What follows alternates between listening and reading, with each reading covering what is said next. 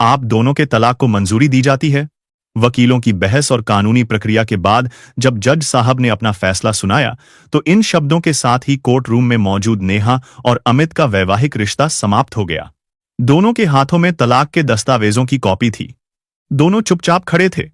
इसी बीच नेहा के वकील ने बेहद खुशी से नेहा के माता पिता को बधाई दी। नेहा की मम्मी ने भी हाथ जोड़कर वकील साहब का आभार व्यक्त किया। अमित, जो कभी तलाक चाहता ही नहीं था, इस फैसले के बाद निराश होकर अपनी कुर्सी पर ज्यों का त्यों बैठा रह गया। तो वहीं नेहा, जो 6 महीने से इस दिन का इंतजार कर रही थी, न जाने क्यों आज उसे एहसास हुआ कि आज शायद वह जीत कर भी हार गई थी। आसपास क्या बातें चल रही है, जैसे उसे कुछ सुनाई ही नहीं दे रहा था। तभी उस शोरगुल को चीरती हुई एक जानी पहचानी मगर टूटी हुई आवाज उसके कानों से टकराई। मुबारक हो नेहा, आज से तुम पूरी तरह आजाद हो। नेहा ने चौंकर सामने देखा। अमित खड़ा था। उसकी आंखों में आंसू नहीं थे, बल्कि एक ऐसा सैलाब था जो बस बहने ही वाला था। उसका चेहरा इतना मायूस और वीरान था कि नेहा का कलेजा कांप उठा। इससे पहले कि नेहा कुछ कह पाती, अमित ने नजरें फेर लीं और लड़खड़ाते कदमों से बाहर निकल गया। अमित, रुको! नेहा जोर जोर से उसे पुकारने लगी। तभी उसके कानों में मां की आवाज आई। नेहा, बेटी क्या हुआ? नेहा, उठ बेटी। कोई सपना देख रही थी क्या? नेहा हड़बड़ाकर उठी, पसीने से लथपथ, सांसें तेज। सामने उसकी मां ममता जी खड़ी थीं। कोई बुरा सपना देख रही थी क्या? ममता जी ने उसके माथे को सहलाते हुए कहा। अरे, अब तो खुशी के दिन आने वाले हैं। परसों कोर्ट का फैसला है। बस 2 दिन और, फिर उस अमित नाम की जंजीर से तुझे हमेशा के लिए मुक्ति मिल जाएगी। उस घुटन भरे पिंजरे से मेरी शेरनी बेटी बाहर निकलेगी और अपनी जिंदगी अपनी शर्तों पर जिएगी। ममता जी बड़े उत्साह से बोल रही थीं। चल अब जल्दी से तैयार हो जा, मैंने तेरे लिए तेरे पसंद का गर्मा गर्म नाश्ता बनाया है। लेकिन मां की आवाज में घुली यह खुशी नेहा के कानों में पिघले हुए शीशे की तरह उतर रही थी। उनका कहा हर एक शब्द उसके दिल पर किसी घाव की तरह लग रहा था। नेहा समझ नहीं पा रही थी, जिस आजादी के लिए उसने पिछले 6 महीने कोर्ट कचहरी के चक्कर काटे, आज उसी आजादी की आहट उसे बेचैन क्यों कर रही है? क्या सच में वह यही चाहती थी? मां के जाने के बाद नेहा ने अंदर से दरवाजा बंद कर लिया और फूट फूट कर रोने लगी। काफी देर रोने के बाद जैसे ही वो अपने आंसू पोंछने लगी तो उसे याद आने लगा, जब कभी भी वो रोया करती थी तो अमित उसके आंसू पोंछता हुआ कहता था, तुम जानती हो, तुम्हारी आंखों में एक आंसू भी मुझे बर्दाश्त नहीं है। तुम्हें ऐसे देखकर मुझे दुख होता है। फिर उसका मूड ठीक करने के लिए अमित कितने जतन करता, बड़े प्यार से उसका सिर सहलाता और नेहा अपना सारा दर्द भूलकर उसके सीने से लग जाती थी। वहां उसे दुनिया की सबसे महफूज पनाह मिलती थी।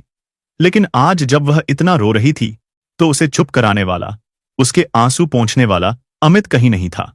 कमरे का सन्नाटा उसे काट रहा था। बिस्तर पर लेटे लेटे नेहा यादों के गहरे समंदर में गोते लगाने लगी। उसे अपना बचपन याद आने लगा। वह और उसकी बड़ी बहन मोनिका, दोनों को माता पिता ने फूलों की तरह पाला था, लेकिन नेहा तो मां की लाडली थी, उनकी आंखों का तारा थी। ना शब्द तो जैसे उसकी डिक्शनरी में था ही नहीं।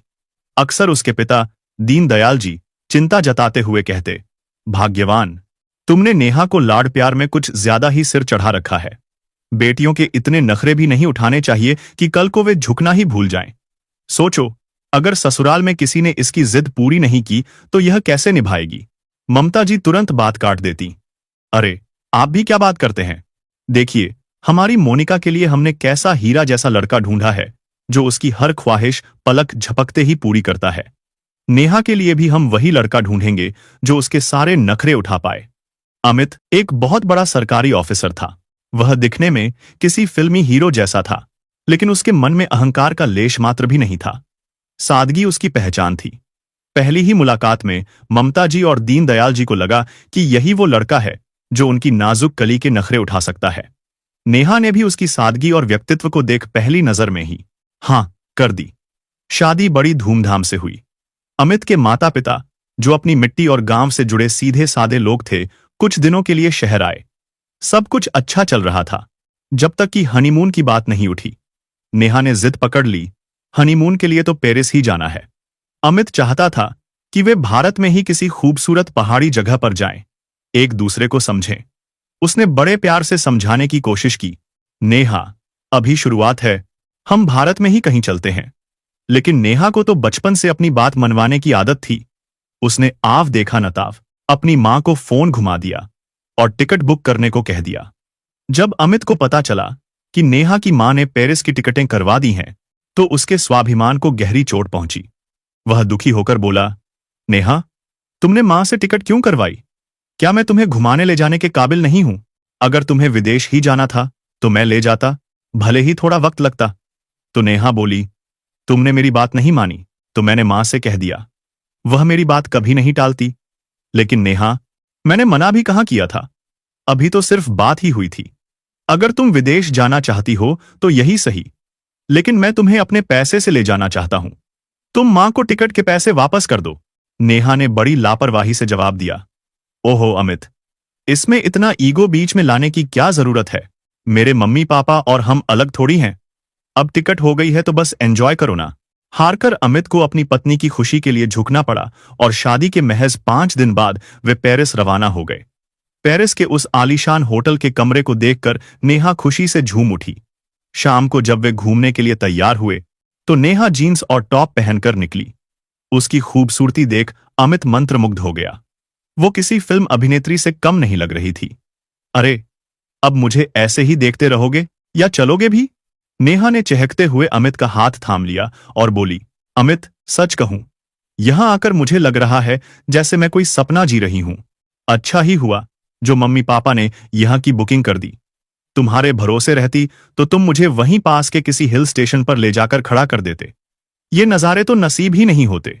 नेहा ने यह बात बचपने में कह दी तो अमित को बुरा लगा, लेकिन नेहा तो अपने ही धुन में मस्त थी। हालांकि अमित भी यह बात समझता था कि नेहा यह सब बातें नादानी में उसे कह देती है, लेकिन दिल की बुरी नहीं है। और फिर उसे उसकी ये मासूमियत ही तो पसंद थी।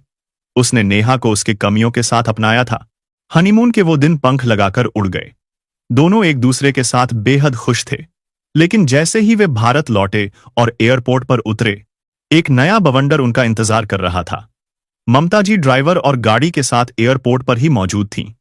बेटी को देखते ही बोलीं, मेरी लाडो, आज तुम दोनों सीधा हमारे घर चलो। मैंने तुम दोनों के लिए 56 भोग तैयार किए हैं। अमित ने विनम्रता से हाथ जोड़कर कहा, नहीं माँ जी, माफ कीजिएगा। घर पर मेरे माँ बाबूजी हमारा इंतजार कर रहे हैं। माँ ने भी वहां खाना बनाकर रखा होगा। वे 2-3 दिन में गांव वापस चले जाएंगे। उनके जाने से पहले मुझे उनके साथ वक्त बिताना है। हम उनके जाने के बाद जरूर आएंगे। अरे, पर मैंने इतने अरमानों से सब तैयारी की है। उसका क्या? ममता जी का चेहरा उतर गया। मां का उतरा चेहरा देख नेहा मचल गई। अमित, मां इतना कह रही हैं तो चलते हैं ना, खाना खाकर चले जाएंगे। अमित ने दृढ़ता से कहा, नेहा समझो, मेरे माता पिता भी इंतजार कर रहे हैं और मुझे कल सुबह ऑफिस भी जाना है। मुझे घर जाना ही होगा। तभी नेहा ने फैसला सुना दिया, ठीक है, तुम्हें जाना है तो जाओ, मैं तो मां के साथ जा रही हूं। अमित स्तब्ध रह गया। वह कुछ पल उसे देखता रहा, फिर बिना कुछ कहे भारी मन से अपनी गाड़ी में बैठकर अपने घर की ओर चल दिया। वही जब नेहा को उसके पापा ने देखा तो समझाते हुए उसे बोले, बिटिया, पहले तुझे अपने ससुराल जाना चाहिए था। तेरे सास ससुर तेरी राह देख रहे होंगे। अरे, आप भी ना। इतने दिनों बाद बेटी आई है तो उससे हालचाल पूछने की बजाय आप उसे वापस जाने को कह रहे हैं और फिर ससुराल कहां भागा चला जा रहा है। पहले हम तो मिलने अपनी बेटी से। ऐसा कहते हुए ममता जी अपनी बेटी को प्यार से पुचकारने लगी। शाम को पिता के समझाने पर नेहा अपने ससुराल वापस लौट गई। अगले दिन सुबह अमित नेहा को नींद से जगाने लगा। नेहा उठो, 10 बजने को आए हैं। मम्मी पापा क्या सोचेंगे? तो नेहा बोली, अरे अमित, अभी मुझे और सोना है। सफर की थकान उतरी नहीं है। ऑफिस जाने के लिए अमित कमरे से तैयार होकर बाहर आया। उसकी मां ने नाश्ता लगाया तो अमित बोला, सफर से थक कर आई है ना, इसलिए अभी उठी नहीं। कोई बात नहीं बेटा, बहू को सोने दो। बेटे बहू के हनीमून से लौटने के बाद अमित के माता पिता पूरा 1 हफ्ता उनके घर रहे। लेकिन नेहा ने एक दिन भी उन्हें खाना पकाकर नहीं खिलाया।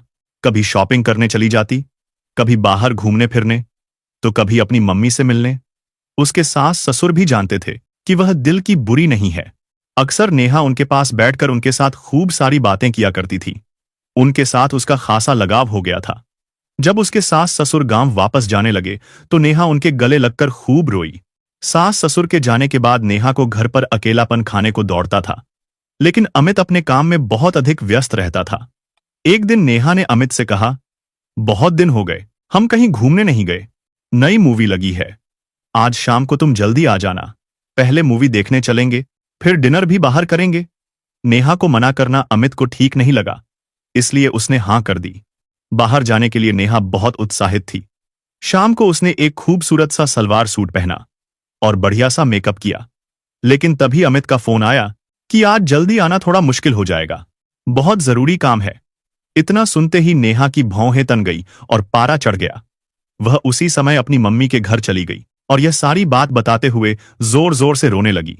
उसके पापा ने उसे प्यार से समझाया कि अमित को कोई बहुत जरूरी काम होगा, इसलिए उसे ऐसे नाराज नहीं होना चाहिए। तभी उसकी मम्मी बोली, ऐसा भी क्या जरूरी काम? क्या मेरी बेटी उसके घर की नौकरानी है जो दिन भर उसके घर का सारा काम करे और वह उसे एक फिल्म दिखाने भी नहीं ले जा सकता? चल बिटिया, आज हम दोनों शॉपिंग पर चलते हैं, उसके बाद डिनर बाहर ही करेंगे। उसकी मम्मी ने कहा तो नेहा खुशी से चहक उठी। आई लव यू माँ, आप इतना ध्यान रखती हैं मेरी खुशी का, कहते हुए अपनी माँ की गले लग गई। नेहा अपनी माँ के साथ शॉपिंग करने चली गई। उधर अमित जल्दी से अपना काम निपटाने लगा, यह सोचकर कि मूवी किसी और दिन देख लेंगे, लेकिन डिनर तो मैं अपनी पत्नी को बाहर ही करवाऊंगा। नेहा को सरप्राइज देने के लिए जैसे ही वह घर पहुंचा तो नेहा को घर पर न देखकर हैरान रह गया। उसने तुरंत उसे फोन किया तो नेहा बोली, सॉरी अमित, मैं तो मम्मी के साथ बाहर डिनर करने आ गई हूं। सुनते ही अमित उदास हो गया। एक बार फोन करके बता तो दिया होता। अरे अमित, मुझे ध्यान नहीं रहा, और वैसे भी तुमने तो मेरा मूड खराब करने में कोई कमी नहीं छोड़ी थी। वो तो मेरी मम्मी हैं जो मेरा इतना ध्यान रखती हैं। दोपहर के राजमा चावल पड़े हैं, तुम गर्म करके खा लेना, मैं थोड़ी देर में घर पहुंच जाऊंगी। नेहा की यह बात अमित को बहुत बुरी लगी। बिना खाना खाए ही वह बिस्तर पर लेट गया। कुछ देर बाद नेहा भी घर लौट आई। अगले दिन अमित जैसे ही ऑफिस जाने लगा तभी नेहा बोली, अमित, मेरी तबीयत कुछ ठीक नहीं लग रही। और इतना कहते कहते वह वॉश बेसिन की तरफ भागी और उसे उल्टी आ गई। अमित परेशान सा हो गया। नेहा, तुम्हारा बाहर का खाना कुछ ज्यादा ही हो रहा है, शायद उसी कारण अपच की शिकायत हो गई है। मैं ऑफिस बाद में जाऊंगा, पहले तुम्हें डॉक्टर के पास ले चलता हूं। अमित ने ऑफिस में फोन करके देर से आने को कह दिया और नेहा को डॉक्टर के पास ले गया। डॉक्टर ने नेहा का चेकअप किया। कुछ देर बाद अमित को केबिन में बुलाया। अमित घबराया हुआ था। सब कुछ ठीक तो है ना डॉक्टर? अमित ने कहा तो डॉक्टर मुस्कुराते हुए बोली, अरे यह चिंता की नहीं, खुशी की बात है, आपकी पत्नी मां बनने वाली है। इतना सुनते ही अमित की खुशी का ठिकाना ना रहा, लेकिन नेहा कुछ परेशान हो गई। वे दोनों गाड़ी में बैठकर घर पहुंचे तो नेहा बोली, अमित, मैं अभी बच्चा नहीं चाहती थी। अमित उसकी यह बात सुनकर हैरान रह गया और फिर उसे प्यार से समझौता हुआ बोला, नेहा, अभी तो तुम यह बात कह रही हो, लेकिन जब हमारा बच्चा इस दुनिया में आएगा तब तुम ही उस पर सबसे ज्यादा प्यार लुटाओगी, मुझे भी भूल जाओगी उसके आने पर। अमित के समझाने पर नेहा के चेहरे पर एक हल्की सी मुस्कान आ गई और पति के कंधे पर सर रखकर कुछ देर यूं ही बैठी रही। जब से अमित को यह खुशखबरी मिली थी तब से उसकी पूरी कोशिश रहती कि नेहा पर किसी चीज का तनाव ना हो। उसे आराम देने के लिए अमित ने एक फुल टाइम मेड भी लगवा दी। अभी एक सप्ताह ही बीता था कि नेहा के पास उसकी एक सहेली का फोन आया। कुछ देर इधर उधर की बातें करने के बाद नेहा ने उसे बताया कि वह मां बनने वाली है। तो यह सुनकर उसकी सहेली हैरानी से बोली, व्हाट आर यू सेइंग? तुम इतनी बड़ी बेवकूफी कैसे कर सकती हो? अभी तो तुम्हारी शादी हुई थी, लाइफ एंजॉय करने का समय था, और तुम इन सब झमेले में फंस गई। एक बार तेरा बच्चा इस दुनिया में आ गया, फिर तेरी अपनी आजादी तो गई। सहेली की बात सुनकर नेहा बोली, अरे यार, क्या बताऊं, मैं भी अभी इन सब बातों में फंसना नहीं चाहती थी, पर अब क्या करूं, मुझे कुछ समझ नहीं आ रहा। अमित तो यह बात सुनकर इतना खुश है कि मैं बता नहीं सकती। अरे नेहा, इन आदमियों का क्या है, फर्क तो एक औरत की जिंदगी में पड़ता है, पूरे शरीर का बैलेंस बिगड़ जाता है, जिंदगी उथल पुथल हो जाती है। मेरी मान, अभी देर नहीं हुई, अब भी तू इस परेशानी से छुटकारा पा सकती है। फोन रखने के बाद नेहा सोच में पड़ गई। कभी तो उसे अमित की खुशी का ख्याल आने लगता, तो कभी अपनी आजाद जिंदगी के बारे में सोचने लगती। बहुत देर सोचने के बाद आखिरकार वह एक निर्णय पर पहुंच गई और अपनी मां को फोन लगाया। सारी बात बताते हुए उसने एक बात स्पष्ट कर दी कि वह यह बच्चा नहीं चाहती। तो उसकी मां ने भी उसका साथ देते हुए कहा, तुम वही करो जिसमें तुम्हारी खुशी हो, मैं तुम्हारे हर फैसले में तुम्हारे साथ हूं। शाम को जब अमित घर लौटा तो नेहा ने कहा, अमित, मैंने फैसला कर लिया है। नेहा की बात सुनकर अमित उसे हैरानी से देखने लगा। किस बात का फैसला नेहा? यही कि मैं अभी बच्चा नहीं चाहती। अमित को ऐसा लगा जैसे उसके पैरों तले जमीन खिसक गई हो। तुम ऐसा सोच भी कैसे सकती हो? अरे, एक मां तो ममता की मूरत होती है और तुम इतनी कठोर हो गई कि अपनी ही नन्ही सी जान का गला घोंटने को तैयार हो गई। फिर अमित ने अपने गुस्से पर काबू किया और बड़े प्यार से उसे समझौता हुआ बोला, देखो नेहा, इस बच्चे की सारी जिम्मेदारी सिर्फ तुम्हारी नहीं होगी। जब वह रात को जागेगा तो मैं उठकर उसका ख्याल रख लूंगा। कपड़े गंदे करेगा तो डायपर भी बदल दूंगा। भूख लगेगी तो दूध की बोतल भी तैयार कर दूंगा। कम ऑन अमित, मुझे इमोशनली ब्लैकमेल करने की कोई जरूरत नहीं है। मेरी डॉक्टर से बात हो चुकी है। कल हम लोग डॉक्टर के पास चलेंगे इस बच्चे से छुटकारा पाने के लिए। तभी अमित जोर से चिल्लाया, तुम सोच भी कैसे सकती हो कि इस काम में मैं तुम्हारा साथ दूंगा? तभी नेहा बोली, अमित, मैंने तुम्हें बताना था तो बता दिया। अब तुम चलो या ना चलो, वह तुम्हारी इच्छा। कानूनी तौर पर मुझे यह फैसला लेने का पूरा हक है कि मैं अपना बच्चा रखूं या नहीं।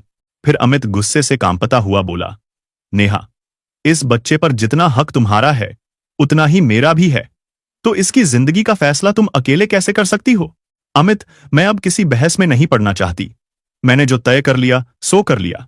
इतना कहकर नेहा बिस्तर पर जाकर सो गई। लेकिन अमित की आंखों से नींद गायब हो गई। बड़ी मुश्किल से उसने वह रात काटी और अगले दिन सुबह नेहा के घर फोन कर दिया। उस समय नेहा के पापा घर पर थे। उन्होंने फोन उठाया तो अमित ने उन्हें नेहा के मां बनने की बात बताई तो वह बोले, अरे, यह तो बड़ी खुशी की बात है। लेकिन पापा, यही बात आपकी बेटी समझने को तैयार नहीं है। वह इस बच्चे को दुनिया में ही नहीं लाना चाहती। नेहा के पापा ने उसे फोन पर बहुत समझाया, लेकिन वह अपना फैसला बदलने को तैयार नहीं थी। थोड़ी देर में तैयार होकर अपना पर्स उठाते हुए नेहा बोली, अमित, तुम मेरे साथ चल रहे हो या नहीं? लेकिन अमित कुछ नहीं बोला। तो ठीक है, मैं अस्पताल जा रही हूं, मुझे तुम्हारा इंतजार रहेगा। अगर तुम नहीं आए तो मैं समझ जाऊंगी कि तुम मुझसे कोई रिश्ता रखना नहीं चाहते। उसके बाद मैं कभी यहां नहीं आऊंगी। नेहा अस्पताल पहुंची तो उसकी मम्मी वहीं उसका इंतजार कर रही थी। सारी तैयारी हो चुकी थी। कुछ ही देर में उसका अबॉर्शन करवा दिया गया। इस बात का पता चलने पर थोड़ी ही देर में उसके पापा भी वहां पहुंच गए। ऑपरेशन थिएटर से बाहर आई तो नेहा इधर उधर देखने लगी। अमित कहीं नहीं था। उसने उसे फोन लगाने की कोशिश की, लेकिन उसने फोन नहीं उठाया। इतनी भी क्या नाराजगी जो फोन पर बात तक नहीं कर रहा मुझसे?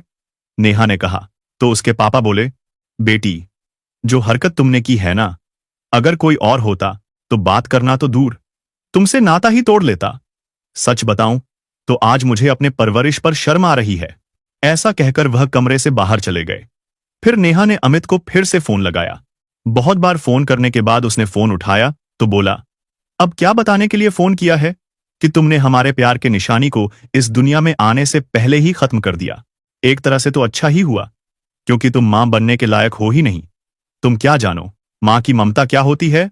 यह सुनकर नेहा रुंधी आवाज में बोली, अमित, मुझे लेने कब आओगे? हम बैठकर अपने मन मुटाव को सुलझा लेंगे। नहीं नेहा, अब हमारे बीच बात करने को कुछ नहीं बचा। तुम्हें जब आना हो तो आ जाना, पर मैं तुम्हें लेने नहीं आऊंगा। इतना कहकर अमित ने फोन रख दिया। तो नेहा की आंखों से आंसू फूट पड़े कि आखिर उसकी हर मांग पूरी करने वाला उसका पति इतना कठोर कैसे हो गया। तभी उसकी मम्मी कमरे के अंदर आई तो उसे ऐसे रोते देखकर बोली, क्या हुआ? मेरी बेटी ऐसे रो क्यों रही है? मम्मी, अमित मुझसे बहुत गुस्सा है। कहते हैं कि अब मुझे लेने नहीं आएंगे। क्या मैंने इतना बड़ा गुनाह किया है? इतना बोलते बोलते वह अपनी मां के गले लगकर सुबकने लगी। तो उसकी मां उसके आंसू पोंछती हुई बोली, किसने कहा कि तुम दोषी हो? तुमने कोई गलत काम नहीं किया। मैं हमेशा तुम्हारे साथ हूं। अपनी मां की यह बात सुनकर नेहा को पूरा विश्वास हो गया कि उसने एकदम सही फैसला लिया है। अमित यूं ही राय का पहाड़ बना रहा है। नेहा अपनी मां के साथ अपने मायके में आ गई। मायके में रहते हुए वह हर पल अपने पति के आने का इंतजार कर रही थी, लेकिन ना तो अमित उसे लेने आया, ना ही उसने कोई कॉल या मैसेज किया। दिन बीतने के साथ साथ नेहा की बेचैनी बढ़ती जा रही थी। अपने मोबाइल फोन में अमित के साथ खुद की फोटो देख देख कर वह रोती जा रही थी। तभी उसके पापा उसके पास आए और बोले, बेटी, मैं जानता हूं कि तू अमित से बहुत प्यार करती है। उसके बिना एक एक पल काटना तेरे लिए मुश्किल हो रहा है, तो उसे फोन क्यों नहीं कर लेती? अगर तू एक कदम आगे बढ़ाएगी तो मुझे पूरा यकीन है वह तुझे लेने आ जाएगा। क्यों पापा, मैं फोन क्यों करूं? आखिर मैंने ऐसा भी कौन सा गुनाह कर दिया? गुस्से में आकर नेहा बोली। तो उसके पापा ने कहा, जब तुम अपनी जिद छोड़ना ही नहीं चाहती तो फिर दिन भर अपने आप को कमरे में बंद करके क्यों रोती रहती हो? इतना सुनते ही नेहा बोली, आखिर कैसे पिता है आप? मेरी परेशानी भी आपको नजर नहीं आती? हमेशा आप मुझे ही गलत ठहराते रहते हो। सही कहा बेटी तुमने। कैसा बाप हूं मैं जो अपनी बेटी को इतना भी ना समझा सका कि क्या सही है और क्या गलत। और वैसे तुम क्या जानो, माँ बाप के लिए संतान क्या मायने रखती है? तुमने तो अपनी ही संतान का। इतना कहते कहते उसके पापा चुप हो गए और कमरे से बाहर निकल आए। अपने पिता की बात सुनकर नेहा को ऐसा लगा जैसे उसके मुंह पर किसी ने एक करारा तमाचा जड़ दिया हो। दीनदयाल जी जानते थे कि उनका दामाद बहुत समझदार है, इसलिए अपनी बेटी के रिश्ते को बचाने के लिए उन्होंने अमित को फोन लगाया। बेटा, मैं जानता हूं कि तुम्हें कुछ कहने का मेरा कोई हक तो नहीं है। मेरी बेटी की करतूतों ने यह हक मुझसे छीन लिया है, लेकिन फिर भी उसकी हरकतों के लिए मैं तुमसे माफी मांगता हूं। मैं जानता हूं नेहा जिद्दी है, परंतु यह भी सच है कि वो तुमसे बेनतहा प्यार करती है। मैं हाथ जोड़कर गुजारिश करता हूं कि इस रिश्ते को फिर से एक मौका दो। नहीं पापा, आप ये ऐसी बात कर रहे हैं। मैंने तो नेहा से कहा था कि यह घर उसका है, वह जब मर्जी आ सकती है। फिर भी यदि आप कहते हैं तो मैं एक बार फिर से उससे बात करूंगा। अगर मेरे बात करने से हमारा रिश्ता सुधरता है तो ऐसा करने में मुझे कोई हर्ज नहीं है। थोड़ी देर में अमित ने नेहा को फोन लगाया तो अमित की कॉल देखकर नेहा के चेहरे पर मुस्कुराहट आ गई। उसने झट से फोन उठाया तो दूसरी ओर से आवाज आई, हेलो नेहा, कैसी हो तुम? थोड़ा गुस्सा दिखाते हुए नेहा बोली, इतने दिनों बाद तुम्हें आज मेरी याद आई है। तुमने तो यह जानना तक जरूरी नहीं समझा कि मेरी तबीयत भी ठीक है या नहीं। अच्छा बताओ, कैसे फोन किया? तो अमित बोला, नेहा, जो हो गया सो हो गया। अब अपना गुस्सा भूलकर अपने घर वापस आ जाओ। अगर तुम कहो तो मैं शाम को तुम्हें लेने आ जाऊं। तभी नेहा बोली, मुझे चलने में कोई परेशानी नहीं है, लेकिन मैं यह नहीं चाहती कि दोबारा से हमारे बीच कोई मनमुटाव पैदा हो। क्या मतलब? मैं समझा नहीं। अमित ने पूछा। तो नेहा बोली, अमित, मेरी एक शर्त है कि जब तक मेरी इच्छा नहीं होगी तब तक हम फैमिली प्लानिंग के बारे में नहीं सोचेंगे। यह फैसला करने का अधिकार सिर्फ मेरा होगा। तभी अमित हैरानी से बोला, नेहा, पति पत्नी के रिश्ते में शर्तें कहां से आ गई? पहले भी तुम अपनी मनमानी करके बहुत बड़ी गलती कर चुकी हो। ठीक है अमित, अगर तुम अपनी जिद पर अड़े हो तो मैं तुम्हारे साथ नहीं आऊंगी। नेहा बोली। तो अमित गुस्से में आ गया और बोला, तुम्हारे पापा के कहने पर मैंने फिर से अपने रिश्ते को सुलझाने की कोशिश की, लेकिन मैं नहीं जानता था कि तुम इतनी नासमझ हो। अच्छा, तो तुम्हें मेरी याद नहीं आई थी? तुम पापा के कहने पर मुझसे बात कर रहे थे और मैं समझ रही थी कि तुम अभी मुझसे प्यार करते हो। अब तो मैं हरगिज तुम्हारे साथ नहीं आऊंगी। इतना कहकर नेहा ने फोन पटक दिया और जोर से चिल्लाते हुए बोली, पापा, पापा कहाँ हैं आप? तभी उसकी मां दौड़ती हुई आई और बोली, क्या हुआ बेटी, क्यों चिल्ला रही हो? मम्मी, आखिर पापा चाहते क्या है? अगर उन्हें मैं बोझ लग रही हूं तो मैं यह घर भी छोड़कर चली जाऊंगी। तभी दीनदयाल जी भी वहां आ गए तो नेहा गुस्से से बोली, आखिर मुझसे पूछे बिना अपने अमित को फोन क्यों किया? क्यों उसके सामने गिड़गिड़ाए? उसे तो यही लगेगा ना कि मैं उसके बिना नहीं रह सकती। मेरी जिंदगी का फैसला मुझसे पूछे बिना आपने लिया कैसे? हाँ बेटा, गलती तो मेरी थी, जो मुझे लगा कि तुम समझने पर समझ जाओगी, लेकिन तुम्हें अपनी जिद के आगे कुछ नजर ही कहां आता है। अगर इतना ही घमंड है तुम्हें तो जियो अपनी जिंदगी अपने हिसाब से। अब मैं कुछ नहीं कहूंगा। इतना कहकर दीनदयाल जी अपने कमरे में चले गए तो नेहा गुस्से से चिल्लाती हुई बोली, हाँ हाँ, मैं भी बता दूंगी अमित को कि मैं उसके बिना बड़े आराम से जी सकती हूं। ना जाने क्या समझता है वह अपने आप को। मां, आप वकील से बात कीजिए और तलाक के पेपर्स रेडी करवाइए। अब मैं उसके साथ नहीं जी सकती। तलाक की बात सुनकर उसकी मां ने उसे आराम से बिठाया और बोली, बेटा, इतना गुस्सा अच्छा नहीं है। थोड़ा ठंडे दिमाग से काम लो। कहीं ऐसा ना हो कि इस फैसले के बाद तुम्हें पछताना पड़े। नहीं मां, यह मेरा आखिरी फैसला है। लेकिन बेटी, तुम्हारी फोन पर बात क्या हुई, यह तो बताओ। ममता जी ने पूछा तो नेहा ने अमित के साथ हुई सारी बात बता दी। तो ममता जी बोली, ठीक है बेटी, अगर अमित ही कुछ सुलझाना नहीं चाहता तो हम वकील से बात करते हैं। जो मेरी बेटी चाहेगी वही होगा। कुछ ही दिनों में अमित के पास तलाक के कागज पहुंच गए। जैसे ही उसने वह कागज पढ़े तो उसकी हैरानी का ठिकाना ना रहा। उसे ऐसी लगा जैसे पूरी धरती हिलने लगी है। सारी पुरानी बातें उसके जहन में आने लगी और उसका सर चकराने लगा। अपना सर पकड़कर वह धम्म से जमीन पर बैठ गया। नहीं, मेरी नेहा ऐसा नहीं कर सकती। ऐसा सोचते हुए अमित ने नेहा को फोन मिलाया, लेकिन दूसरी ओर से नेहा की मां ने फोन उठाया। मैं नेहा से बात करना चाहता हूं, अमित ने कहा। तो ममता जी बोली, अब बात करने को बचा ही क्या है? नेहा तुमसे बात करना नहीं चाहती? नहीं मां, मैं जानना चाहता हूं कि क्या यह उसका आखिरी फैसला है? हाँ, मेरी बेटी अब तुम्हारे साथ घुट घुट कर जीना नहीं चाहती। वह इस अनचाहे बंधन से आजाद होना चाहती है। इतना कहकर उन्होंने फोन रख दिया। दिन यूं ही बीतते गए। एक दिन अपने कमरे में उदास बैठी नेहा का मन हुआ तो उसने अपनी बड़ी बहन मोनिका को फोन लगा दिया। बातें करते हुए मोनिका बोली, तुझे क्या बताऊं नेहा, भूख और प्यास के मारे तो मेरी जान ही निकली जा रही है। तो नेहा हैरान होते हुए बोली, अरे तो खाना क्यों नहीं खाया?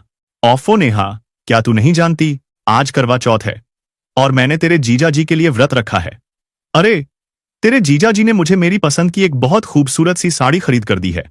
सुबह जब मैं सज धज कर तैयार हुई तो तेरे जीजा जी तो आशिक बने बस मुझे देखते ही जा रहे थे। पता है, रात को हम किसी अच्छे से रेस्टोरेंट में डिनर करने जाने वाले हैं। करवा चौथ का नाम सुनते ही नेहा के हाथ से मोबाइल छूट गया।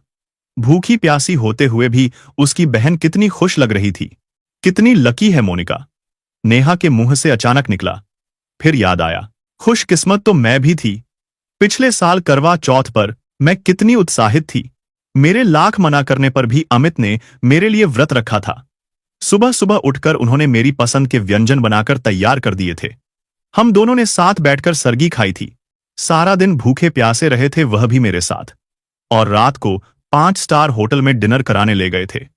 सोचते सोचते नेहा के चेहरे पर एक मुस्कान आ गई, लेकिन अगले ही पल उसकी आंखों से झरझर आंसू बहने लगे। दिल के किसी कोने में उसे कहीं ना कहीं अपनी गलती का एहसास हो रहा था। उसका दिल किया कि अभी अमित को फोन करके अपने किए की माफी मांग ले। तभी बाहर से उसकी मां की आवाज आई, नेहा देख तो, कोई लेटर आया है। नेहा ने खोलकर देखा तो उसमें अमित के साइन किए हुए तलाक के कागज थे। उसके मन में जज्बातों का तूफान उमड़ आया। अमित ने साइन कर दिए, इसका मतलब वह भी अब इस रिश्ते से छुटकारा चाहता है। मैं ही पागल थी जो उससे बात करने की सोच रही थी। ठीक है, अगर उसे मेरी परवाह नहीं तो मैं क्यों उसे फोन करूं? गुस्से में आकर उसने मोबाइल बिस्तर पर पटक दिया। दिन यूं ही बीतने लगे। एक दिन नेहा खरीदारी करने के लिए बाजार गई। बाजार की भीड़ भाड़ और चहल पहल के बीच जैसे ही वह एक दुकान से बाहर निकली, उसकी नजर एक जाने पहचाने चेहरे पर पड़ी। यह उसकी सहेली थी। नेहा ने खुशी से उसे आवाज दी और दोनों एक दूसरे से गले मिली। लेकिन जैसे ही नेहा ने अपनी सहेली को गौर से देखा, उसे कुछ अलग, कुछ बदला बदला महसूस हुआ। उसकी सहेली का चेहरा पहले से ज्यादा चमकदार था। गालों पर एक अलग सी रौनक थी। उसका वजन भी थोड़ा बढ़ा हुआ लग रहा था और चलने फिरने के तौर तरीकों में एक संयम झलक रहा था। नेहा की उत्सुकता बढ़ गई। उसने पूछा, अरे, तू इतनी बदली बदली क्यों लग रही है? सब ठीक तो है ना? उसकी सहेली ने मुस्कुराते हुए थोड़ी शर्माई हुई आवाज में जवाब दिया, हाँ यार, सब बिल्कुल ठीक है। दरअसल मैं मां बनने वाली हूं। यह सुनते ही नेहा के होश जैसे उड़ गए। उसके चेहरे का रंग फीका पड़ गया और पैरों तले जमीन खिसकने लगी। यह वही सहेली थी जिसने कुछ महीने पहले उसे समझाया था कि बच्चे के चक्कर में पड़ने की अभी कोई जरूरत नहीं है। यही सहेली उसे कहती थी कि पहले अपनी जिंदगी जियो, बच्चे तो बाद में भी हो सकते हैं। और आज वही सहेली। नेहा ने किसी तरह अपने आप को संभाला और हकलाते हुए बोली, क्या? लेकिन तू तो मुझे हमेशा सलाह देती थी कि अभी इस झंझट में पड़ने की कोई जरूरत नहीं है। तू कहती थी कि बच्चे की जिम्मेदारी से जिंदगी बोझिल हो जाती है। और अब तू खुद। सहेली ने नेहा के कंधे पर हाथ रखते हुए प्यार से समझाया, हाँ नेहा, मैंने वो सब कहा था, लेकिन तू जानती है ना, जिंदगी में सब कुछ समय के साथ बदल जाता है। वो क्या है ना, अब नहीं तो 1 साल बाद हमें अपने परिवार को आगे बढ़ाने के बारे में सोचना ही था। फिर मैंने और मेरे पति ने मिलकर सोचा कि अगर परिवार बढ़ाना ही है तो अब क्यों नहीं, देर करने से क्या फायदा। यह सुनते ही नेहा का दिमाग जैसे सुन्न हो गया। उसके कानों में एक अजीब सी भनभनाहट होने लगी। उसके सामने अतीत की तस्वीरें घूमने लगीं। वो पल जब उसने अपनी जिद में आकर उस नन्ही सी जान को खत्म करने का फैसला लिया था। आज उसकी सहेली की खुशी देखकर उसे अपनी उसी गलती का भयंकर एहसास हो रहा था। नेहा इसके बाद कुछ नहीं बोल पाई। उसने किसी तरह अपनी सहेली को बधाई दी और जल्दी से वहां से निकलकर सीधा घर की ओर चल दी। रास्ते भर उसके दिमाग में विचारों का तूफान उमड़ता रहा। हर कदम पर उसे अपनी गलती का एहसास होता जा रहा था। उसकी आंखों के सामने बार बार अमित का वो दुखी चेहरा आ रहा था जब उसने उससे उस बच्चे को बचाने की गुहार लगाई थी। घर पहुंचकर नेहा सीधे अपने कमरे में चली गई। वह बिस्तर पर बैठकर सोचने लगी। आज पहली बार उसे अपनी गलती का गहरा एहसास हो रहा था। उसे समझ में आने लगा था कि उसने अपनी जिद और अहंकार में कितनी बड़ी भूल की थी।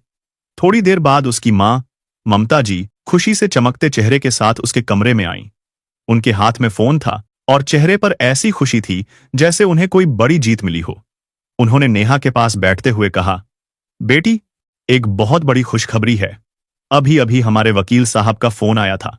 उन्होंने बताया कि परसों कोर्ट की फाइनल हियरिंग में तुम्हारे तलाक को पूरी तरह से मंजूरी दे दी जाएगी। ममता जी ने उत्साह से आगे कहा, और सुन बेटी, अब जब तुम उस जेल से, उस घुटन भरे रिश्ते से हमेशा के लिए आजाद हो ही जाओगी, तो मैंने तुम्हारे लिए एक बहुत ही अच्छा लड़का देखा है। बड़े ही ऊंचे खानदान से है, बहुत पैसे वाला परिवार है। वो तुम्हें अपनी पलकों पर बिठाकर रखेगा, रानी की तरह। यह सुनते ही नेहा के अंदर का बांध टूट गया। उसके दिल में जो पछतावा और दर्द भरा हुआ था वो फूट पड़ा। वह जोर से चिल्लाई, मम्मी, बस करो। मुझे दोबारा शादी बिल्कुल नहीं करनी। मैं किसी के साथ भी नहीं रहना चाहती। भगवान के लिए मुझे अकेला छोड़ दो। ममता जी नेहा की इस अचानक प्रतिक्रिया से हैरान रह गईं। वे समझ नहीं पा रही थीं कि आखिर उनकी बेटी को हुआ क्या है। शाम हो गई और फिर रात गहरा गई, लेकिन नेहा बस अपने मोबाइल की स्क्रीन पर अमित की तस्वीर देखती रही। वो तस्वीर जो उनके हनीमून पर पेरिस में खिंची थी, जब दोनों साथ में बेहद खुश थे। आज उन तस्वीरों को देखकर उसकी आंखों से आंसू बहने लगे। वह सोच रही थी कि काश वो समय फिर से लौट आता। तभी उसके कमरे का दरवाजा धीरे से खुला और उसके पिता दीनदयाल जी अंदर आए। उन्होंने नेहा की हालत देखी। उसकी आंखें सूजी हुई थीं, चेहरा बुझा हुआ था। वे चुपचाप उसके बिस्तर के पास बैठ गए और प्यार से उसके सिर को सहलाने लगे। पिता के उस कोमल स्पर्श को महसूस करते ही नेहा का दिल भर आया। वह अपने पिता के गले लग गई और फूट फूट कर रोने लगी। उसकी रुलाई इतनी दर्दनाक थी कि दीन दयाल जी की आंखें भी नम हो गईं। उन्होंने गंभीर आवाज में पूछा, बेटी, आज तू इतनी टूटी हुई, इतनी दुखी क्यों है? तुझे तो खुश होना चाहिए था। आखिर जो तू चाहती थी वही तो हो रहा है। तलाक मिल रहा है, तेरी मर्जी पूरी हो रही है। नेहा ने रोते रोते बुझी आवाज में कहा, पापा, मुझे माफ कर दो। आप सही कहते थे। मेरी जिद, मेरा अहंकार और मेरी नासमझी ने मुझे एकदम अकेला कर दिया है। मैंने उस इंसान को कितना दुख दिया जिसने हर हाल में, हर मोड़ पर मेरा साथ दिया, जो मुझे अपनी जान से भी ज्यादा प्यार करता था। आज मुझे खुद पर घृणा आ रही है पापा। मैं खुद से नफरत करने लगी हूं। दीनदयाल जी ने गहरी सांस भरी और नेहा की पीठ थपथपाते हुए भावुक होकर बोले, काश तू यह बात पहले समझ जाती बेटा। जो एहसास तुझे आज हो रहा है वो अगर उस वक्त हो गया होता तो आज यह दिन नहीं देखना पड़ता। तुझे ऐसे टूटा हुआ देखकर मेरे दिल पर क्या बीत रही है यह सिर्फ मैं ही जानता हूं। एक पिता के लिए अपनी बेटी की खुशी से बड़ा कुछ नहीं होता। फिर उन्होंने समझाते हुए कहा, बेटी, विवाह तो एक पवित्र गठबंधन है, एक मजबूत धागा है जो दो लोगों को, दो परिवारों को एक डोर से बांधता है। अमित ने तो उस डोर को पूरी मजबूती से, पूरी ईमानदारी से थामे रखा। उसने कभी भी उस धागे को ढीला नहीं होने दिया। लेकिन अफसोस, तुम उसे संभाल नहीं पाई। तुमने अपनी जिद में आकर उस धागे को ही तोड़ दिया। दीनदयाल जी ने नेहा के आंसू पोंछते हुए आगे कहा, लेकिन बेटी, अभी भी देर नहीं हुई है। अगर तुझे सच में अपनी गलती का एहसास हो गया है तो अब तू अपनी पूरी कोशिश कर इस रिश्ते को बचाने की। जाओ, अमित से मिलो, उससे अपने दिल की बात कहो। और इस बार अगर भगवान ने मौका दिया तो अमित के साथ अपने रिश्ते को ऐसी पक्की गांठ में बांधना कि वो खोलने से भी न खुले। इस बार समझदारी से, प्यार से, सम्मान से रिश्ता निभाना। अपने पिता की यह बात नेहा के दिल में उतर गई। उसने मन ही मन तय कर लिया कि वह अमित को जरूर मनाएगी, चाहे उसके लिए कुछ भी करना पड़े। उसने तुरंत अपना फोन उठाया और कांपते हाथों से अमित का नंबर डायल किया। फोन की घंटी बजने लगी, लेकिन किसी ने फोन नहीं उठाया। नेहा का दिल जोर जोर से धड़कने लगा। उसने फिर से कॉल किया, लेकिन इस बार भी कोई जवाब नहीं आया। 2-3 बार कोशिश करने के बाद भी जब अमित ने फोन नहीं उठाया, तो नेहा ने अपने मन में एक पक्का इरादा कर लिया। उसने तय किया कि वह अगले दिन सुबह सुबह अमित से मिलने उसके ऑफिस जाएगी। वह उसके सामने जाकर अपनी सारी गलतियां मान लेगी, उससे माफी मांगेगी। अगली सुबह नेहा ने बहुत जल्दी तैयार होकर, अच्छे से कपड़े पहनकर, खुद को संभालकर अमित के ऑफिस की ओर रवाना हो गई। ऑफिस पहुंचते ही रिसेप्शन पर बैठी सेक्रेटरी ने उसे पहचान लिया। नेहा ने कहा कि वो अमित से मिलना चाहती है। सेक्रेटरी ने बड़ी विनम्रता से जवाब दिया, मैम, अमित सर इस समय एक बहुत ही जरूरी मीटिंग में है। शायद उन्हें काफी देर लगेगी। अगर आप चाहें तो इंतजार कर सकती हैं। नेहा ने कहा, कोई बात नहीं, मैं यहीं बैठकर उनका इंतजार करती हूं। सेक्रेटरी ने तुरंत अमित को इंटरकॉम पर बता दिया कि नेहा मैम उनसे मिलने आई हैं और लॉबी में इंतजार कर रही हैं। लेकिन अमित ने कोई जवाब नहीं दिया। वह अपनी मीटिंग में व्यस्त रहा और नेहा से मिलने नहीं आया। नेहा वहां बैठे बैठे इंतजार करती रही। देखते ही देखते 3 घंटे बीत गए। उसकी आंखें दरवाजे पर टिकी थीं। हर बार जब भी कोई बाहर आता, उसे लगता कि शायद अमित है, लेकिन हर बार उसे निराशा ही हाथ लगती। आखिरकार जब मीटिंग खत्म हुई तो नेहा ने हिम्मत जुटाई और सीधे अमित के केबिन के अंदर चली गई। अमित अपनी कुर्सी पर बैठा फाइलें देख रहा था। जैसे ही उसने नेहा को देखा, उसके चेहरे के भाव बदल गए, लेकिन उसने खुद को संभाला और औपचारिक लहजे में पूछा, हाँ नेहा, बोलो। अमित ने नेहा की आंखों की लाली देखी, उसके चेहरे की उदासी देखी।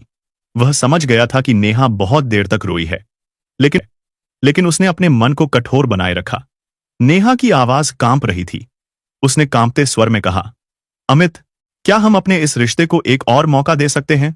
प्लीज, मैंने बहुत बड़ी गलती की है, मुझे पता है, लेकिन अब मुझे अपनी गलती का एहसास हो गया है।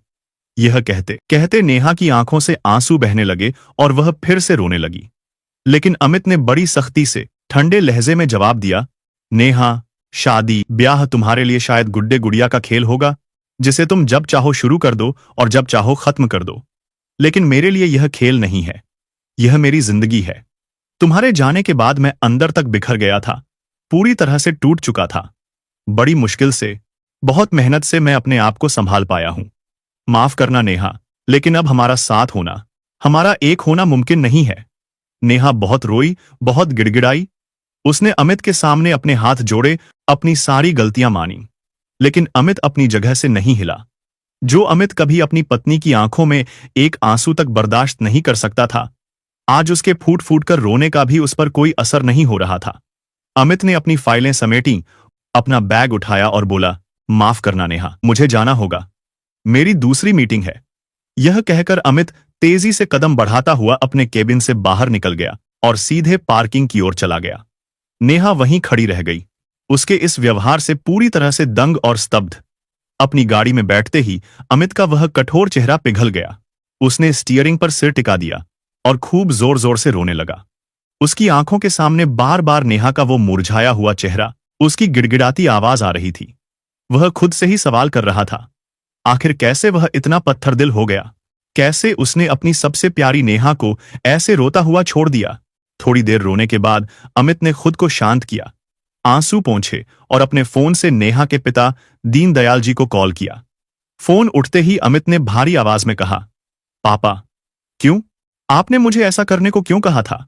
मैंने आज अपनी नेहा का दिल इतना दुखाया, उसे इतना रुलाया, जबकि उसकी आंखों में पश्चाताप साफ नजर आ रहा था। दीनदयाल जी ने गहरी सांस ली और धैर्य से समझाते हुए कहा, बेटा, मैं जानता हूं कि उसे अपने किए का पछतावा है। मैं यह भी जानता हूं कि तुमने खुद को कितना कष्ट दिया है आज। लेकिन बेटा, मैं यह चाहता हूं कि उसे अपने रिश्तों की, अपने प्यार की सच्ची कदर हो। अगर मैं उसका पिता हूं, तो तुम भी मेरे बेटे हो, और मैं तुम्हें दोबारा यूं टूटते हुए, बिखरते हुए नहीं देखना चाहता। दीनदयाल जी ने आगे कहा, अगर उसे सब कुछ इतनी आसानी से मिल गया, तो वह उसकी असली कीमत नहीं समझ पाएगी। जिंदगी में कुछ चीजें खोकर ही उनकी अहमियत समझ में आती है। मैं तुमसे वादा करता हूं बेटा, कि अब जो नेहा तुम्हारे पास वापस आएगी वो रिश्तों की कद्र करना जानती होगी। वो समझदार बनकर आएगी। बस थोड़ा और सब्र रखो। फिर उन्होंने कहा, अच्छा, शायद नेहा घर आ चुकी है। मुझे जाना होगा। तुम परेशान मत हो, सब ठीक हो जाएगा। यह कहकर दीनदयाल जी ने फोन रख दिया। नेहा जब घर पहुंची तो उसका चेहरा पूरी तरह से सूजा हुआ था। आंखें लाल थीं। उसकी मां, ममता जी, ने जैसे ही उसे देखा, दौड़कर उसके पास आईं और चिंता से पूछा, क्या हुआ बेटी? तू इतनी रो क्यों रही है? किसने तुझे परेशान किया? नेहा ने रोते टूटे स्वर में कहा, मम्मी, अमित ने मुझे माफ नहीं किया। मैंने माफी मांगी, बहुत मिन्नतें की, लेकिन फिर भी उसने मुझे माफ नहीं किया। सब कुछ खत्म हो गया मम्मी। मेरी जिंदगी बर्बाद हो गई। ममता जी की आंखों में गुस्सा आ गया। वे बोली, अच्छा, तो तू उस अमित से मिलने गई थी? उस पत्थर दिल इंसान ने फिर से मेरी बेटी का दिल दुखाया। तू फिक्र मत कर बेटी, कल तुझे उस इंसान से हमेशा हमेशा के लिए छुटकारा मिल जाएगा। कोर्ट में तलाक हो जाएगा और तू आजाद हो जाएगी। ममता जी के इन शब्दों को सुनकर दीनदयाल जी के सब्र का बांध टूट गया। वे जोर से बोले, बस, बहुत हो गया। बहुत बहकाया तुमने मेरी बेटी को। मुझे हैरानी होती है कि तुम अपने आप को उसकी मां कहती हो। अरे, एक मां तो अपनी बेटी को परिवार में रहना सिखाती है, रिश्तों को निभाना सिखाती है, और यहां तुम उसकी जिंदगी बर्बाद करने पर तुली हो। तुमने ही उसे हर गलत फैसले के लिए उकसाया। दीनदयाल जी की इस कड़कती, गरजती आवाज को सुनकर ममता जी पूरी तरह से हैरान रह गईं। उन्होंने कभी अपने पति को इस तरह गुस्से में नहीं देखा था। तभी नेहा ने अपनी मां की ओर मुड़कर कहा, हाँ मम्मी, पापा बिल्कुल ठीक कह रहे हैं। इसमें अमित की कोई गलती नहीं है। दोष पूरी तरह से मेरा है। मुझे ही उसके प्यार की, उसकी परवाह की कदर नहीं हुई।